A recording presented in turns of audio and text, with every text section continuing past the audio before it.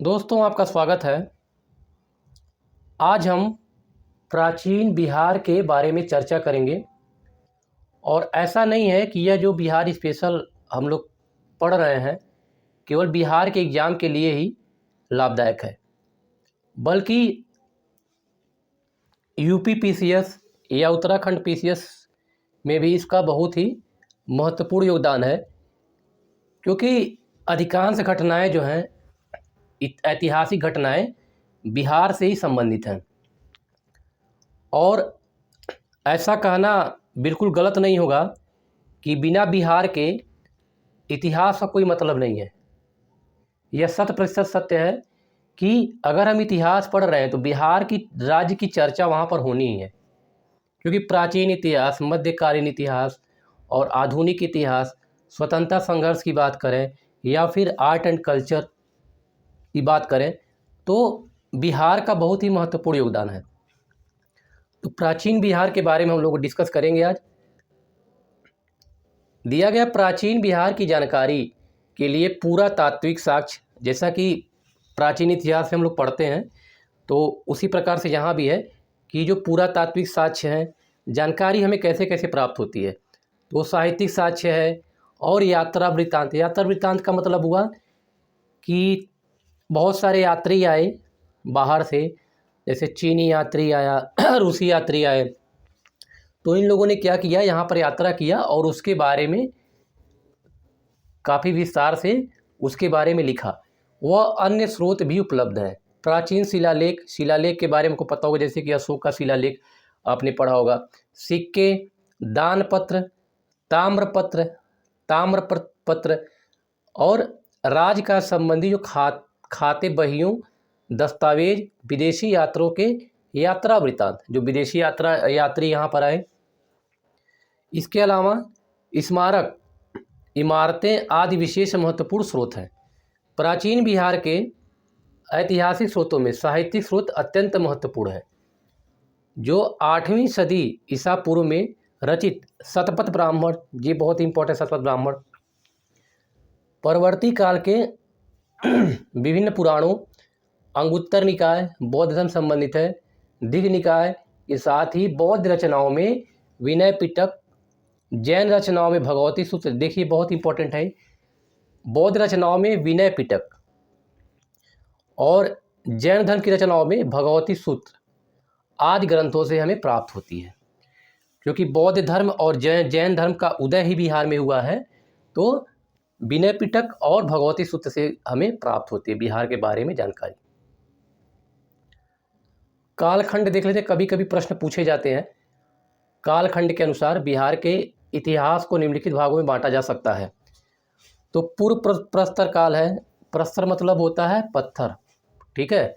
पूर्व पाषाण काल, मध्य पाषाण काल और नवपाषाण काल। इसके बाद देखिए ताम्र पाषाण काल या ताम्र पाषाण युग, इसे क्या कहते हैं, कैल्कोलिथिक पीरियड कहते हैं। उसके बाद वैदिक काल और महाजनपद काल। तो बिहार के बारे में इन स्रोतों से हमें क्या होती है, जानकारी प्राप्त होती है। जैसे कि कालखंड के अनुसार कितने भागों में इसको हम बांट सकते हैं। छोटा सा टॉपिक है, कभी कभी से प्रश्न पूछे जाते हैं। पूर्व प्रस्तर युग 1,00,000 ईसा पूर्व लिखा गया है। 1,00,000 BC, बिफोर क्राइस्ट एरा। ईसा पूर्व को BCE कहते हैं। और जो ईसा के बाद का काल है, जिसे AD कहा जाता है, उसे कहते हैं CE, कॉमन एरा, CE नाम से जानते हैं। तो BCE, बिफोर क्राइस्ट एरा, और CE अगर लिखा हो तो C का मतलब हो गया AD जो हम लोग पढ़ते हैं। यहाँ पहले क्या था, यहाँ पर BC कहा जाता था, तो BCE हो गया और CE मतलब कॉमन एरा हो गया, जिसे AD कहा जाता था, ठीक है। तो CE और BC, तो 1,00,000 BCE, बिफोर क्राइस्ट एरा की बात कर रहा है। और आरंभिक प्रस्तर युग के अवशेष काल, कुल्हाड़ी, चाकू, खुरपी और हजारीबाग, राजरप्पा एवं संजय घाटी कहाँ पर है, सिंहभूमि में है, झारखंड में। रजप्पा हजारीबाग में। ये साक्ष्य जेठियन, गया, मुंगेर और नालंदा जिले से भी उत्खनन के क्रम में प्राप्त हुए हैं। ओके, अगर इससे डिटेल में आपको जानकारी चाहिए तो प्राचीन इतिहास का आपको डिटेल में पढ़ना पड़ेगा। हम केवल बिहार का यहाँ अध्ययन कर रहे हैं, और बिहार एग्जाम के लिए अगर बिहार स्पेशल से जो प्रश्न पूछे जाते हैं इसी में से आते, इससे बाहर के नहीं आते। इसके अवशेष बिहार में मुख्यतः मुंगेर जिले से प्राप्त होते हैं। मध्यवर्ती जो प्रस्तर युग था उसके जो अवशेष जो हैं मुंगेर जिले से प्राप्त होते हैं, जहाँ देखिए 1 लाख ईसा पूर्व से 40,000 हो गया। और इसमें जो साक्ष्य के रूप में छोटे टुकड़ों से बनी हुई जो वस्तुएं थी तथा तेज धार और नोक वाले औजार प्राप्त हुए हैं। 3rd नंबर पे आता है नौ प्रस्तर युग, नौ पाषाण युग कह सकते हैं। 2500 ईसा पूर्व से लेकर के 1500 ईसा पूर्व। इस काल के ऐतिहासिक साक्ष्य के रूप में पत्थर के बने सूक्ष्म औजार प्राप्त हुए हैं। हड्डियों के बने सामान भी प्राप्त हुए हैं। इस काल के अवशेष उत्तर बिहार में Chirand, this is very important, Chirand exam में पूछा गया। चिरांद जो है सारण जिले का भाग है, तो चिरांद और चेचर ये दोनों इंपॉर्टेंट है, वैशाली। तो 9 प्रस्तर युग के जो साक्ष्य में मिले हैं तो चिरांद सारण जिले में है और चेचर वैशाली से प्राप्त होते हैं। ताम्र प्रस्तर युग 1000 से लेकर के 900 ईसा पूर्व है, और इस काल में पाए गए काले तथा लाल मृदभांड सामान्य तौर पर हड़प्पा सभ्यता की विशेषता ही माने जाते हैं। बिहार के इस युग में अवशेष जो है चिरांद, सारण, चेचर वैशाली, सोनपुर गया, मनेर भी बहुत इंपॉर्टेंट है, ताराडीह बोधगया में है, घोड़ा कटोरा राजगीर में है, समस्तीपुर, सासाराम, भागलपुर आदि से पाए गए हैं। मतलब ताम्र प्रस्तर युग के जो साक्ष्य मिले हैं चेचर वैशाली, चिरांद सारण में है, सोनपुर गया, मनेर, ताराडीह, घोड़ा कटोरा, समस्तीपुर, सासाराम, भागलपुर आदि से पाए गए हैं। कभी कभी डायरेक्ट क्वेश्चन पूछा जाता है कि चेचर किस जिले का भाग है या चिरांद किस जिले का भाग है, ठीक है। तो ऐसे भी प्रश्न कभी कभी बनते हैं, क्योंकि बिहार का जो एग्जाम होता है फैक्ट बेस होता है, कॉन्सेप्ट की महत्ता यहाँ पर बहुत कम है। तो फैक्चुअल इंफॉर्मेशन, तथ्य ज़्यादा यहाँ पर पूछे जाते हैं। चिरांद तथा बक्सर से पूर्व उत्तरी काले चमकीले मृदभांड के प्रमाण मिले हैं। इस युग में बिहार सांस्कृतिक रूप से विकसित हुआ तथा मानव ने गुफाओं से बाहर आकर कृषि कार्य की शुरुआत की तथा पशुओं को पालना शुरू किया, पशुओं को पालतू बनाया। इसके बाद देखिए जो इम्पोर्टेंट सेक्शन है, वैदिक काल में बिहार की स्थिति क्या थी। वैदिक काल और बिहार में क्या संबंध था। भारत में आर्यों ने सर्वप्रथम सप्त सैंधव, आपको पता होगा सप्त सैंधव प्रदेश में बसना प्रारंभ किया। इस क्षेत्र में बहने वाली 7 नदियों का उल्लेख हुआ। 7 सप्त सैंधव मतलब हुआ 7 जो नदियां थी उसके बारे में यहाँ चर्चा किया गया है। तो वाली 7 नदियों का उल्लेख हमें ऋग्वेद में मिलता है। देखिए सारे क्वेश्चन पूछे गए एग्जाम में। सप्त सैंधव जो संबंधित है ऋग्वेद में, और इसके 7 नदियों के जो साक्ष्य मिलते हैं कहाँ पर, ऋग्वेद में इसका वर्णन किया गया है। और ये सप्त सैंधव नदियाँ जो हैं सिंधु, सरस्वती, सतलज, व्यास, रावी, झेलम और चेनाब, आज भी हम इनके बारे में पढ़ते हैं। सरस्वती क्योंकि विलुप्त हो गई है, लेकिन सिंधु नदी, सतलज, व्यास, रावी, झेलम और चेनाब, इन नदियों के बारे में आज भी हम पढ़ते हैं। इसके बाद पुराणों के अनुसार जो है मगध का राजवंश बृहद्रथ वंश से प्रारंभ होता है। बृहद्रथ वंश से प्रारंभ होता है। ऋग्वेद में मगध क्षेत्र को Kikat, this is very important, Kikat इस शब्द का प्रयोग हुआ, और बार बार अक्सर बिहार पीसीएस में पूछा जाता है। ऋग्वेद में कीकट का वर्णन कहाँ पर हमें मिलता है? तो ऋग्वेद में मिलता है। मगध क्षेत्र को कीकट एवं इस क्षेत्र में निवास करने वाले लोगों को व्रात्य कहा जाता था। ये सारे जो टर्म हैं इसको याद कर लीजिएगा। तो मगध को ऋग्वेद काल में कीकट कहा जाता था और यहाँ जो निवास करते थे उसे व्रात्य कहा जाता था। और ये भाषा कौन सी बोलते थे? प्राकृत भाषा बोलते थे।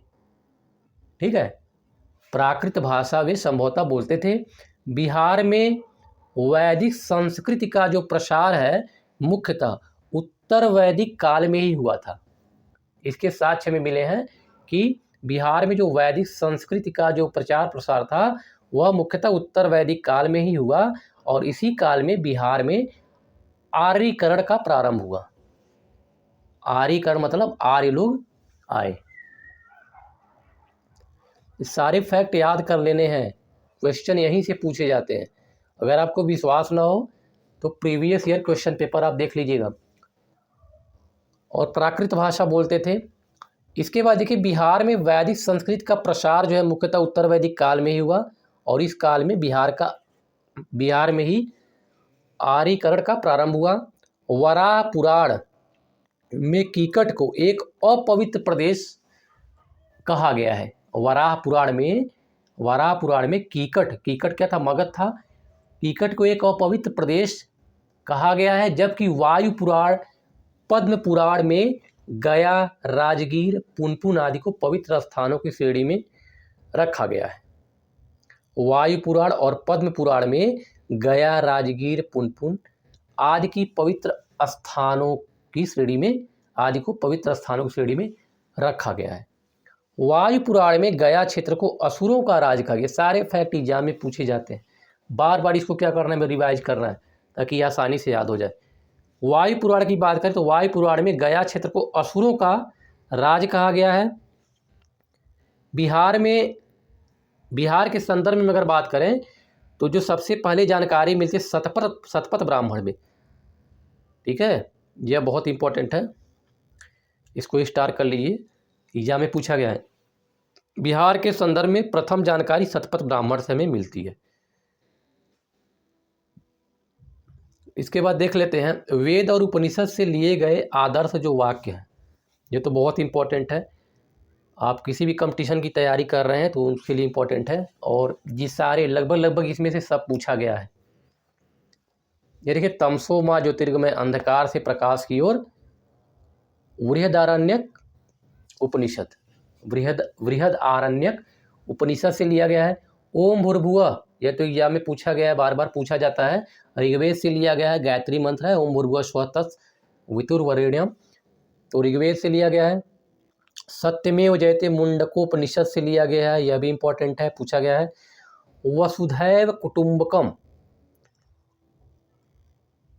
वसुधैव कुटुंबकम जो है महोपनिषद से लिया गया है, इसको याद कर लीजिएगा, महोपनिषद। अतिथि देवो भव, तैत्तिरीय उपनिषद, मातृदेवो भव, तैत्तिरीय उपनिषद, सर्वे भवन्तु सुखिनः, यह बृहद आरण्यक उपनिषद। तो यह दोनों देखिए याद कर लीजिएगा, तमसो माँ ज्योतिर्गमय और सर्वे भवन्तु सुखिनः बृहद आरण्यक उपनिषद से लिया गया है। अतिथि देवो भव और मातृदेवो भव तैत्तिरीय उपनिषद से, वसुधैव कुटुंबकम महोपनिषद से, सत्यमेव जयते मुंडकोपनिषद से, ओम भूर्भुवः स्वः गायत्री मंत्र जो है ऋग्वेद से लिया गया है। तो ये सब आप याद कर लीजिएगा। तो बिहार के संदर्भ में प्रथम जानकारी हमें शतपथ ब्राह्मण से प्राप्त होती है। आर्यों के विदेह क्षेत्र में बसने की चर्चा शतपथ ब्राह्मण में की गई है। आर्य लोग जब आए तो वहाँ विदेह के क्षेत्र में उन्होंने रहना प्रारंभ कर दिया, इस प्रकार की चर्चा शतपथ ब्राह्मण से प्राप्त होती है। और इसमें विदेह माधव द्वारा अपने पुरोहित गौतम राहुगुण के साथ अग्नि वैश्वानर का पीछा करते हुए सदानीरा, तो सदानीरा नदी गंडक का जो प्राचीन काल में नाम था सदानीरा, गंडक को कहते भी एग्जाम में पूछा गया है, गंडक को सदानीरा कहा गया है। जो आधुनिक नाम इसका गंडक है तक पहुँचने का वर्णन मिलता है। तो विदेह माधव ने क्या किया था, पुरोहित जो थे गौतम रावगुड़ के साथ अग्नि का पीछा करते हुए सदानीरा नदी तक पहुँचे थे। इसके बारे में चर्चा की गई है। यजुर्वेद में सबसे पहले विदेह राज्य का उल्लेख मिलता है, यह भी इम्पोर्टेंट है। तो क्वेश्चन पूछा जाता है कि विदेह राज्य का सर्वप्रथम उल्लेख कहाँ पर मिलता है, तो यजुर्वेद में मिलता है। वाल्मीकि रामायण में मलद और करुड़ा, वाल्मीकि रामायण में मलद और करुड़ा शब्द का उल्लेख बक्सर के लिए किया गया है। ये भी देखिए बहुत इंपॉर्टेंट है। मलद और करुड़ा का उल्लेख बक्सर के लिए किया गया है, जहां ताड़का राक्षसी का वध हुआ था। पौराणिक कथाओं में ऐसा वर्णन है, ठीक है। तो ताड़का राक्षसी का वध हुआ था। अगर आपने रामायण पढ़ा होगा, रामायण मतलब कि रामायण देखा होगा, तो उसमें इसके बारे में दिखाया गया। तो यहाँ तक हमारा कंप्लीट हो गया। इसके बाद देखिए, ये नदियों का नाम हम देख लेते हैं, बहुत इंपॉर्टेंट है, ये आपको पूरा याद कर लेना है।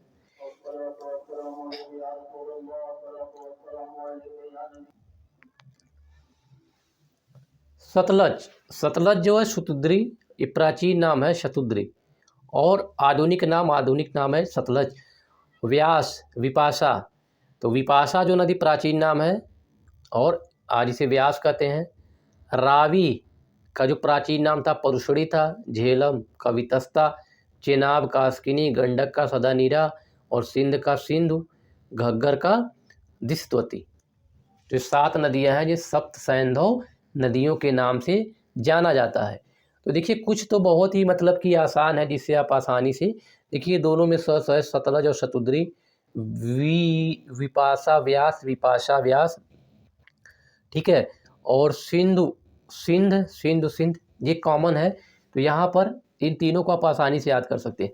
बाकी जो है आप अपना कोई भी कोड बना सकते हैं इनके लिए, ठीक है। और अगर बार बार पढ़ते हैं तो याद हो जाता है, इतना कोई कठिन नाम नहीं है। सतलज का शतुद्री, व्यास का विपाशा, रावी का परुषड़ी, झेलम का वितस्ता, चेनाब अस्किनी, गंडक सदानीरा, सिंधु और घग्गर का दिशद्वती, ठीक है। तो इसको याद कर लेना जरूरी है, प्रश्न पूछा जाता है। इसके बाद देखिए विहार और वैदिक संहिता साहित्य की हम बात करेंगे। विश्व के सबसे प्राचीन माने जाने वाली जो कृत वेद संहिता है, ऋग्वेद, अथर्ववेद, यजुर्वेद और सामवेद में बिहार का उल्लेख मिलता है। मतलब कि तो 4 प्रकार के वेद हैं, ऋग्वेद, यजुर्वेद, सामवेद, अथर्व, इसमें भी बिहार का उल्लेख मिलता है। वेदों की संहिता से रचित ब्राह्मण ग्रंथ कौन कौन से? ऐतरेय है, शतपथ है, तैत्तिरीय, ये ब्राह्मण ग्रंथ के अंतर्गत आते हैं। तो ऐतरेय, शतपथ और तैत्तिरीय जो ब्राह्मण ग्रंथ है, जिसमें बिंबिसार के पूर्व की घटनाओं का ज्ञान प्राप्त होता है। तो बिंबिसार के पूर्व जो घटनाएं घटित हुई थी उसके बारे में यहाँ पर हमें ज्ञान प्राप्त होता है। अब देखिए नेक्स्ट है पुराण के बारे में हम चर्चा करेंगे। पुराण, तो पुराणों के रचयिता लोमहर्ष, बहुत इंपॉर्टेंट है, बार बार एग्जाम में पूछा जाता है।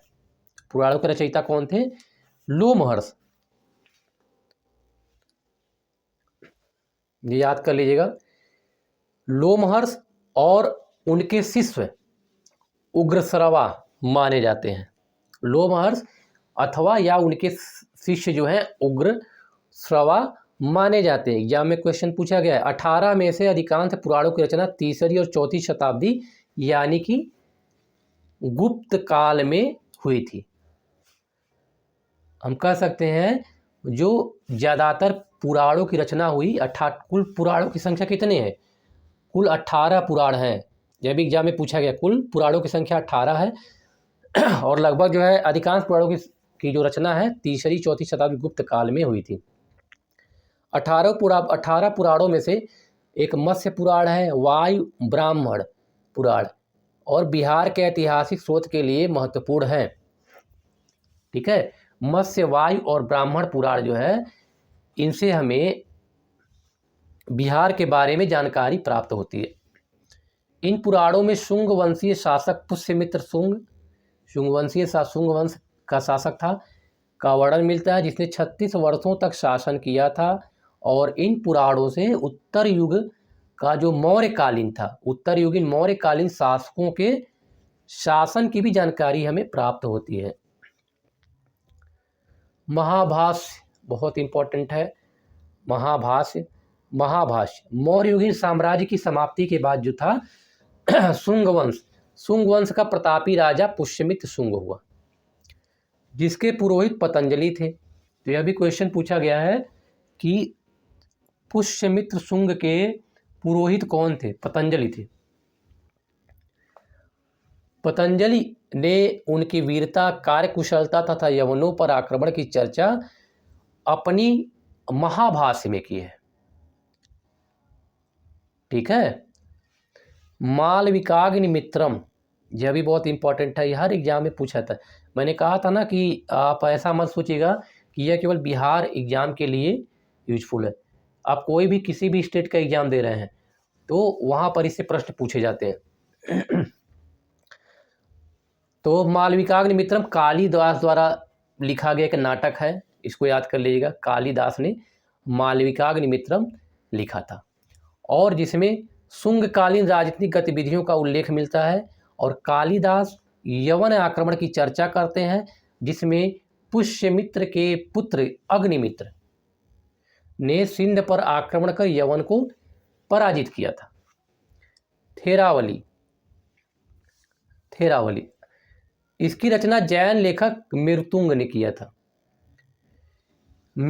किया था और जिसमें उज्जैन के शासकों की वंशावलियों के बारे में उल्लेख मिलता है और पुष्यमित्र शुंग के बारे में भी चर्चा की गई है।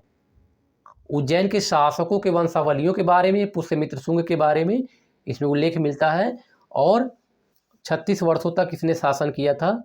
तो यही हमें इसके बारे में जानकारी प्राप्त होती है। दिव्यावदान इसमें अनेक राजाओं की कथाएं हैं और इस बौद्धिक ग्रंथ में बृहदर्थ को मौर्य वंश का अंतिम शासक कहा गया है। तो मौर्य वंश का अंतिम शासक बृहदर्थ था। इसकी जानकारी हमें दिव्यावदान से मिलती है। ये इंपॉर्टेंट है। ये तीनों आपको याद करना जरूरी है। और अगर आप एग्जाम के प्रिपरेशन कर रहे हैं तो आप किसी भी कॉम्पिटिटिव एग्जाम का तो आपको याद होगा। ये आसान सा है, बार बार पूछा जाता है। अष्टाध्यायी पाणिनि ने लिखा था, अर्थशास्त्र कौटिल्य ने लिखा था। अष्टाध्यायी जो था यह भी पूछा गया कि किस शताब्दी का यह ग्रंथ है। तो 5वीं सदी में पूर्व संस्कृत व्याकरण का अपूर्व ग्रंथ है। संस्कृत में लिखा गया है, पाणिनि द्वारा अष्टाध्यायी की रचना की गई। कौटिल्य ने अर्थशास्त्र लिखा और यह मौर्यकालीन इतिहास और राजनीतिक व्यवस्था पर आधारित पुस्तक है। तो भी पूछा गया है अर्थशास्त्र क्या है। तो अक्सर क्या होता है, लोग अर्थशास्त्र को आज का जो अर्थशास्त्र है, इकोनॉमिक्स, उसको समझ लेते हैं। तो अर्थशास्त्र इसका नाम है, लेकिन इसमें उस समय की मौर्य काल की राजनीतिक व्यवस्था के बारे में चर्चा की गई है। इसके बाद मनुस्मृति सबसे प्राचीन और प्रामाणिक ग्रंथ माना जाता है, जिसकी रचना शुंग काल में हुई थी। और यह ग्रंथ शुंगकालीन भारत की राजनीतिक, सामाजिक और धार्मिक दशा को दर्शाता है। मनुस्मृति के प्रमुख जो टीकाकार भारूच, मेघातिथि, गोविंद राय तथा कुल्लुक भट्ट हैं।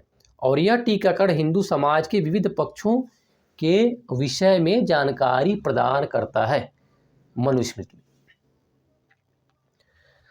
इसके बाद महाजनपद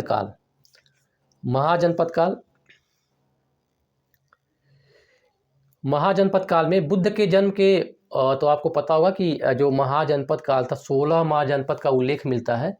16 महाजनपद थे।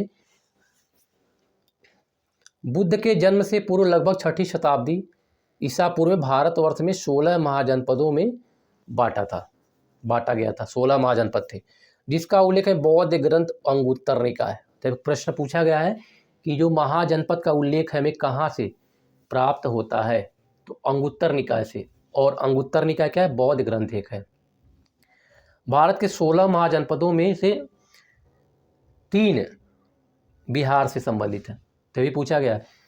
बिहार में 16 महाजनपदों के अंतर्गत कितने महाजनपद आते थे? 3 आते थे। तीनों का नाम याद कर लिए, अंग, मगध और वज्जी। 3 बिहार से हैं, अंग, वज्जी और मगध। बुद्ध काल में गंगा घाटी में लगभग 10 गणराज्य थे। इनमें अलकप के बुल, वैशाली के लिच्छवी वैशाली संबंधित थे, और मिथिला के विदेह बिहार के अंतर्गत आते थे। अंग की बात करें तो अंग राज्य का सर्वप्रथम उल्लेख अथर्ववेद में, ये फैक्ट याद कर लीजिएगा, जो सर्वप्रथम अंग के बारे में उल्लेख मिलता है अथर्ववेद मिलता है। भागलपुर के समीप स्थित स्थान को भेनसांग चेननपो कहता है। भागलपुर के निकट जो स्थान था तो भेनसांग में अपने यात्रा वृत्तांत में लिखा है चेननपो कहा जाता था। और अंग राज्य में कुल 25 राजा हुए, जिसमें पहला राजा तितुक्षी था। कुल कितने राजा हुए अंग महाजनपद में? 25 राजा हुए, जिसमें जो पहला राजा तितुक्षी था। इसके बाद देख लीजिए, अंग जनपद की राजधानी चंपापुरी थी। ये सारे फैक्ट याद करने जरूरी हैं। चंपापुरी में आधुनिक बिहार के भागलपुर और मुंगेर शामिल थे। महाभारत में चर्चित कुंती पुत्र कर्ण यहाँ के अंतिम आर्य राजा था। महाभारत युद्ध के पश्चात अंग एवं मगध, महाभारत युद्ध के जो बाद की बात है उसके बाद क्या हुआ, अंग और मगध राज्य के बीच लगातार संघर्ष होता रहा। और इस दौरान इस राज्य के अंतिम 3 राजा क्रमशः दधिवाहन, दृढ़वर्मन और ब्रह्मदत्त। ये बहुत ज़्यादा इंपॉर्टेंट नहीं है, ठीक है। दधिवाहन की पुत्री चंदना जैन धर्म महावीर से प्रेरित होकर के को स्वीकार किया और पहली महिला थी। ये यहाँ से इंपॉर्टेंट प्रश्न बन सकता है कि जो पहली महिला थी, प्रथम महिला थी, उसका नाम था चंदना, जैन धर्म संबंधित, दधिवाहन की पुत्री थी। बिंबिसार के बारे में सुना होगा, मगध का राजा था। अंग राज्य के अंतिम राजा ब्रह्मदत्त के समय इस राज्य को मगध साम्राज्य में मिला लिया गया। इसके बाद दूसरा देखते हैं वज्र संघ। वज्र बुद्धकालीन 10 प्रमुख गणराज्यों में वज्र संघ एक प्रतिष्ठित गणराज्य था।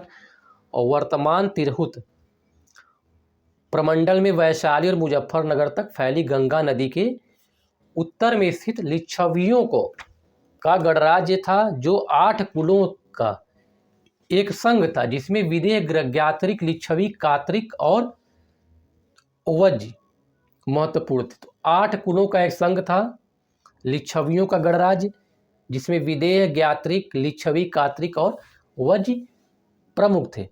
यहाँ लिखा है वर्तमान तिरहुत प्रमंडल में वैशाली और मुजफ्फरपुर। लिच्छवी कहाँ के थे? वैशाली से संबंधित थे। तो वैशाली और मुजफ्फरपुर की बात कर रहा है। वर्तमान में जो बताया था कि 9 प्रमंडल हैं, 9 प्रमंडल हैं बिहार में, और इसके अंतर्गत जो है 38 जिले आते हैं।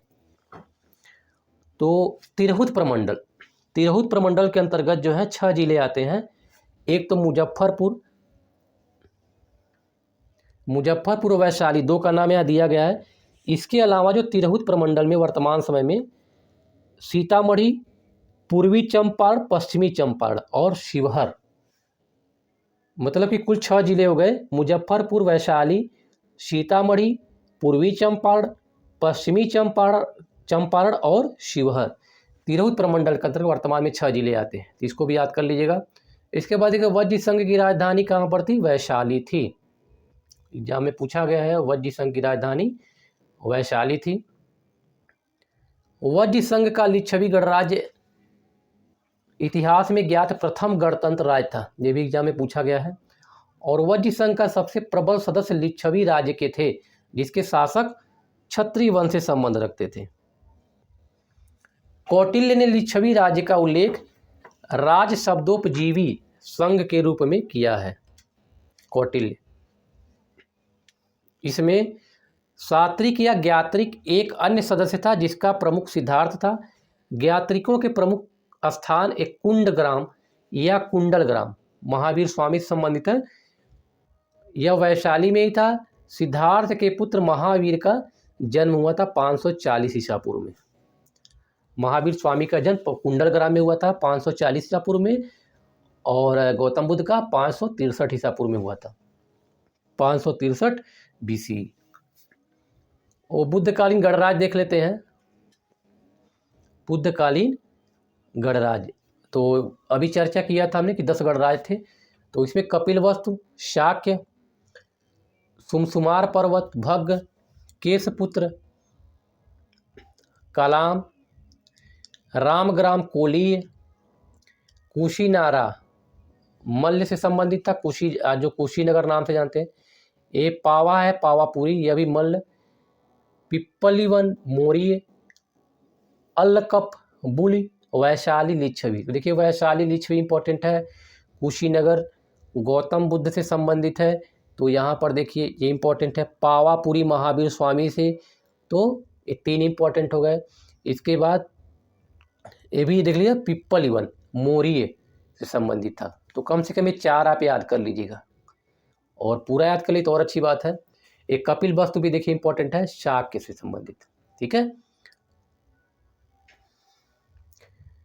और महावीर की माता का नाम क्या था? त्रिशला।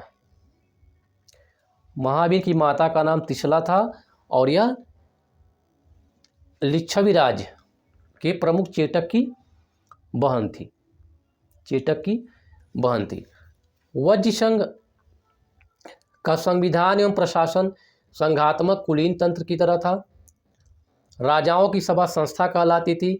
संस्था में सभी राजाओं के अधिकार समान थे, सबको समान अधिकार दिया गया था, लेकिन जो वृद्ध लोग थे, बुजुर्ग लोग थे, उनको अधिक सम्मान दिया जाता था। और राजा जहाँ पर बैठते थे, जिस सभा जो सभा राजाओं द्वारा आयोजित की थी, संस्था कहते थे। वज्र संघ के अंतर्गत वैशाली की नगर वधु के पद पर प्रसिद्ध नर्तकी आम्रपाली की नियुक्त की गई थी। यह एक नर्तकी थी और वैशाली की नगर वधु के पद पर विराजमान थी, और जिसका संबंध मगध नरेश बिंबिसार के से था, ठीक है। वैशाली के लिच्छवी गणराज बिंबिसार के साथ था ये, ठीक है। बिंबिसार के साथ से संबंध था, बिंबिसार के साथ है ये, साथ है। वैशाली के लिच्छवी गणराज तीसरा है। बिहार में स्थित प्राचीन गणराज्यों में बुद्धकालीन समय में लिच्छवी गणराज सबसे बड़ा तथा शक्तिशाली राज्य था। बुद्ध के समय की बात कर रहा है, गौतम बुद्ध के समय की, मतलब अगर हम देखें तो आज से लगभग 3000 साल पहले की बात की जा रही है। 3000 साल, लगभग 3100 साल पहले की बात की जा रही है। दुनिया का पहला गणराज्य वैशाली लिच्छवी द्वारा स्थापित किया गया था, इंपॉर्टेंट है, एग्जाम में पूछा गया है। और इस गणराज्य की स्थापना सूर्यवंशीय राजा इक्ष्वाकु के पुत्र विशाल ने की थी। मतलब कि सूर्यवंशी राजा जो इक्ष्वाकु थे, उनके पुत्र का नाम विशाल था, उन्होंने किया था। और वैशाली के नाम से जो बाद में विख्यात हुआ। लिच्छवियों ने महात्मा बुद्ध के निर्वाण हेतु महावन में प्रसिद्ध कथागारशाला का निर्माण करवाया था। बहुत ज़्यादा इंपॉर्टेंट नहीं है। वज्र संघ के प्रधान राजा चेटक की पुत्री चेलन्ना का विवाह मगध नरेश बिंबिसार के, एग्जाम में पूछा गया है। राजा चेटक की पुत्री का नाम था चेलन्ना, और इनका विवाह बिंबिसार से हुआ था।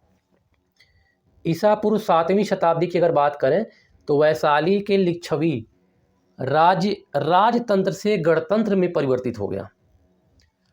तो पूछा गया कि पहला गणतंत्र कौन सा था महाजनपद काल में, तो वैशाली का नाम आता है। तो उस समय राजतंत्र से गणतंत्र में परिवर्तित हो गया, और वैशाली राजवंश का प्रथम शासक नमनिदिष्ट था, जबकि अंतिम राजा सूत या प्रमाति था। और इस राजवंश में कुल 24 राजा हुए। ये सारे फैक्ट एग्जाम में पूछे जाते हैं। इसके बाद देखिए आम्रपाली यह वैशाली या लिच्छवी की राज्य नृत्यांगना थी। राज्य की नृत्यांगना थी, नर्तकी थी। एवं परम रूपवती काम कला प्रवीण गणिका थी। उस युग में राज नर्तकी का पद बहुत ही गौरवशाली गौरवपूर्ण माना जाता था। अम्बपाली के सौंदर्य पर मोहित होकर बिंबिसार ने इसे लिच्छवी से जीतकर राजगृह में ले आया और इसके बाद अम्रपाली को महात्मा बुद्ध ने अपने संघ में भिक्षुणी के रूप में प्रवेश दिया। यह वही अम्रपाली है जो वैशाली गणराज्य में नर्तकी हुआ करती थी और उस समय नर्तकी का जो राज नर्तकी का पद बहुत ही गौरवशाली माना जाता था, गौरवपूर्ण माना जाता था और महात्मा बुद्ध ने इनको अपने संघ में शामिल करके भिक्षुड़ी के रूप में बाद में प्रवेश दिया था और उसे आर्या अम्बा कहकर संबोधित किया। आम्रपाली बौद्ध संघ में प्रवेश करने वाली दूसरी महिला थी। ठीक है, दूसरी महिला थी। इसके पहले गौतम बौद्ध धर्म में प्रवेश करने वाली प्रथम महिला बुद्ध की सौतेली माता जो थी प्रजापति गौतमी थी। ये भी याद कर लीजिएगा। पहली महिला प्रजापति गौतमी और दूसरी आम्रपाली, जिसे आर्य अम्बा कहकर गौतम बुद्ध ने संबोधित किया था। इसके बाद देखिए जीवक बहुत ही इंपॉर्टेंट है। जीवक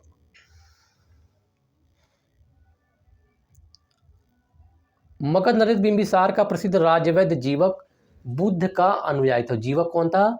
बिंबिसार का राज्यवैद्य था और यह बौद्ध धर्म को मानता था और इसकी माता का नाम जो था सलावती था। कोई मतलब नहीं इसका।